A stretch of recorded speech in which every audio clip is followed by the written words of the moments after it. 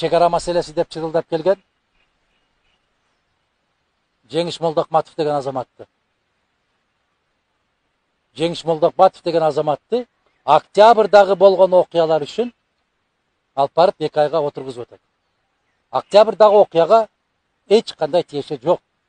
Кеп Жеңиш Молдокматовдун ошол чегара боюнча айткан пикири, ошону жетектеп отурган азаматтардын иштен кетүүсүн талап кылышы, Кыргызстандагы болуп аткан окуяны жеринде мына Мирланга окшоп, Асамидинге окшоп ачык чагылдырып коюшу гана болуп атат. Түшүнүп атасыздарбы? Октябрдагы болгон окуяга болгон болсо, анда сен абакта жаткандарды мыйзамсыз чыгарып бирдиң деп атат. Мыйзамсыз чыгарып бирген болсо, бул кимди чыгарам деп барган? Баракелди. А мыйзамсыз чыгып алган жигиттер анда бийликте отурган турбайбы?